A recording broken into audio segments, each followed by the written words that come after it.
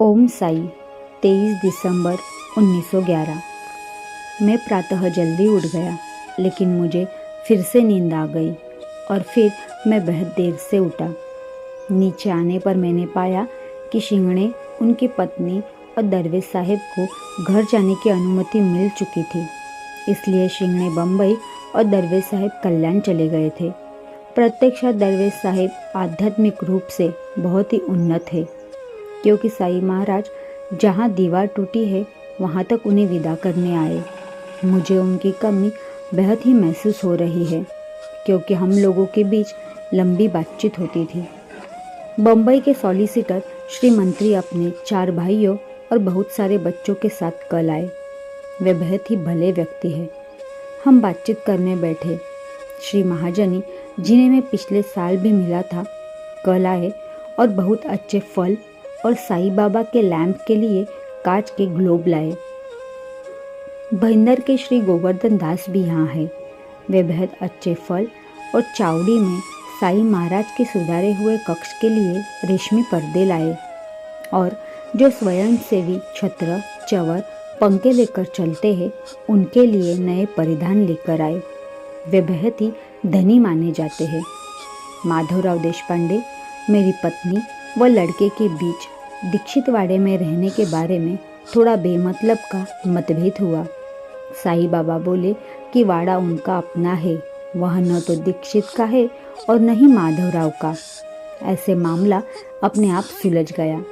मैं साईं महाराज के बाहर जाते हुए दर्शन नहीं कर पाया, परंतु उनके मस्जिद में लौटने के बाद मैंने उनका अभिवादन किया। उन्होंने मुझे फल दिए और अपनी चिलम का धुआं दिया। दोपहर में खाने के बाद मैं थोड़ा सोया और फिर आज मिले हुए दैनिक समाचार पत्रों को पढ़ने बैठा। वामनराव पटेल LLB की परीक्षा में उत्तीर्ण हो गए हैं। डॉक्टर हाटे भी इसमें सफल हो, ऐसा मैंने चाहा। साईं महाराज कहते हैं उसे बहुत अच्छी खबर मिलेगी। टिप्पणी ने अपना ठिकाना बदल लिया है और उनकी पत्नी बेहतर है। वह उतनी बेचैन नहीं रहती जैसे पहले रहती थी। राम मारुति बुआ अभी भी यही है। हम सेज आरती के लिए गए। शोभा यात्रा बहुत ही प्रभावपूर्ण थी और नए पर्दे और परिधान भी बहुत सुंदर लगे। मैंने इसका बहुत आनंद उठाया। कैसी दयनीय बात है कि इस तरह की कीमती भेंट देना मेरे बस में नहीं है। ईश्वर महान है। रात को भीष्म ने भजन किए और दीक्षित ने रामायण पढ़ी। 24 दिसंबर 1911। प्रातः में जल्दी उठ गया और काकड़ आरती में गया। लौटकर मैंने प्रार्थना की और टहला। श्री मंत्री को वापस जाने की अनुमति मिल गई, इसलिए वे अपने पूरे परिवार के साथ लगभग हर एक को विदा कहकर चले गए। वे बहुत ही भले आदमी हैं। वामनराव पटेल भी चले गए। उसके बाद बड़ी संख्या में दर्शनार्थी भी आए।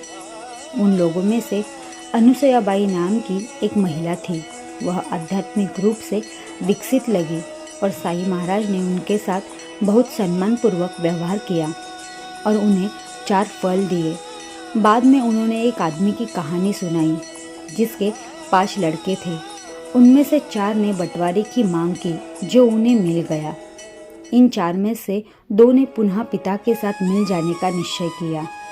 पिता ने माँ से इन दोनों में से एक को जहर देने को कहा और माँ ने उसका कहना मान लिया। दूसरा एक ऊंचे पेड़ से गिर पड़ा।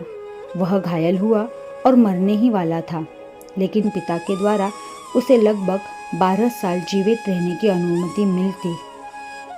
तब तक उसके एक लड़का और एक लड़की हुए और फिर वह मर गया। साईं बाबा ने 5वें पुत्र के बारे में कुछ नहीं कहा और मुझे यह कहानी अधूरी सी लगी। दोपहर के भोजन के बाद मैं थोड़ी देर लेट गया और फिर रामायण पढ़ने बैठा। शाम को रोज़ाना की तरह हम चावड़ी के सामने साईं साहिब को नमस्कार करने गए और रात को भीष्म के भजन और दीक्षित की रामायण हुई। डॉक्टर हाटे अभी भी इधर है और बहुत ही अच्छे आदमी हैं। श्री महाजनी भी यहाँ है।